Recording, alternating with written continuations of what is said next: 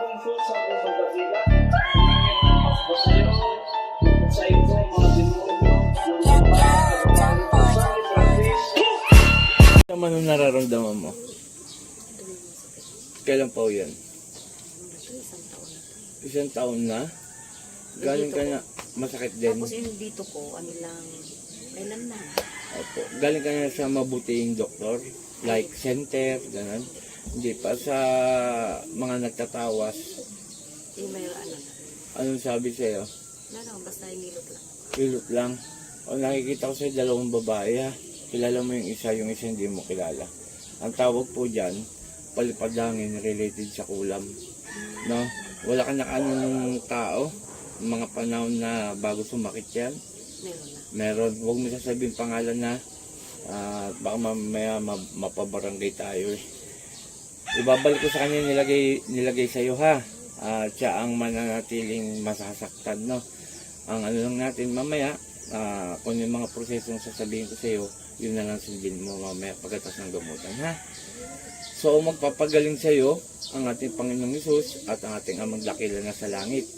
Ang layunin ko po, bilang isang manggagamot, alisin ko lang inilagay sa iyo, no?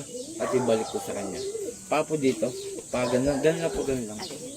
Yan lang. Ano po ito? Ito yung isa-isa.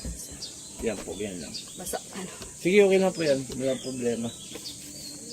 Manalig tayo sa ating Panginoon.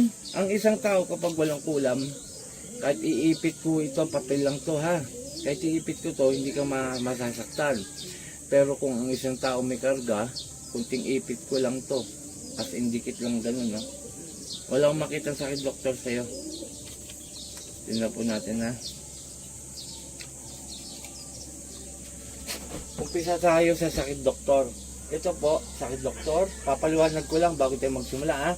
Sakit doktor, inkanto, mga duwending itim, kapre, ito po yan ha. Ito naman po yung kulam. Ayan po ha. O, sakit doktor tayo. Pikit. Huwag mumulat po ha. O. Wala. Wala po ah. Yan po yung sinasabi kong wala kang sakit doktor. Kasi nakikita ko po kaagad bago ko ipitan, nakikita ko kung may sakit doktor o anumang nakikita ko na. O didiinan ko na po ah. Ah. Wala. Wala po ah. Engkanto, wala rin po akong makita. Mga duwende, kapre, tikbalang, yan po. Ma'am? Wala rin? O pipigain ko po ah. Ready na tayo. Oh! Wala. Pinipiga ko po, alam nyo, nararamdaman nyo. Okay. Ito po yung sinasabi kong masasaktan ka dito. Yan po yung palipadangin related sa kulam. Satur. Repo. Tenet opera rota, sino gumagambala sa babaeng ito? Mag-usap tayo sa Espiritu ng Diyos, Diyos sa lahat, Diyos sa kinakatakutan sa impyerno. Answer di sa las kamara, Eloe, sa bawat aliloyaba, Ela, Aom. Po! Aalisin mo nilagay mo rito ha? Aalisin mo na ha? Aalisin mo na. Nagkakaintindihan? Huwag kayong kulam ng kulam ha? Ha? Kaibigan mo lang to eh. Dalawang kamay. Mula ulo. Ang tigas ng ulo nyo. Gagaling to? Ha? Gagaling. Sumagot na maayos. Rexum. Po! Gagaling to. Gagaling nga to. Tinatanong lang kita. Huwag niyo pahirapan yung mga tao na namumuhay na maayos ha. Ha? Ha? Huwag niyong pahirapan yung mga tao ha. O sige, alisin mo. Walang niya ka. Kulam kayo ng kulam. Sige, tanggalin mo lahat yan. Sige pa. Sige pa. Matagal mo na kinulam to? Ha? Ano? Ano? Matagal na. Ano? Matagal na. Opo. Bakit nyo kinulam to? Inggit galit? Ha? Naiinggit o nagagalit? Ha? Galit. Sige, tanggalin mo lahat yan. Sige pa. Madam, ito yung lubigan. Sige pa. Tanggalin mo lahat yan. Dahil nagagalit ka, kinulam mo na. Ha, anong gamit mo, Maika? Kandilang itim, manika. Manika. Sige, tama po siya sabi niya, manika. Pero mga gantong bagay, sinungaling to. Karamihan nililigaw nila yung salita, yung mga sagot. Sige, baklas. Gagaling to ha. Opo. Ngayon mismo ha. O, tanggalin mo yung dito niya. Yan. Pati yung dito niya. O, yan o. Sige pa. Ano po ito? Lamig. Sige pa. Lamig na may tubig na parang yung naipon na tubig na kanal. Parang ganun. Sige pa. Tanggalin mo. Tama ako? Tama ako. Sige, tanggalin mo lahat yan. Sige pa. Ito po mga kapanalig. Good morning sa lahat. Ang nakita ko talaga, may galit. At isang kaibigan. Sige pa. Baklas. Sige pa. Huwag kayong bira ng bira ha. Ha? Opo. Sige pa, konti na lang.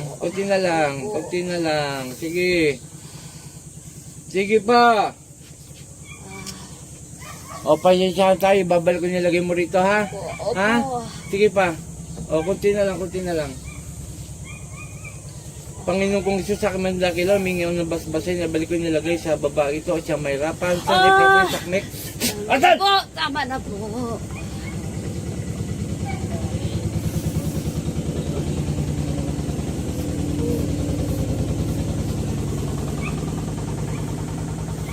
Ate. Pakibulong yung pangalan mo rito, pakibukas na po. Pangalan na apelyido. Hindi po, buksan nyo muna. Nakasara po yan eh. Kaya ko po sa inyo pinapabukas para alam nyo na bago, hindi siya luma. Okay. Tapos tayo ka ha, ganun mo yung katawa mo ha. Opo.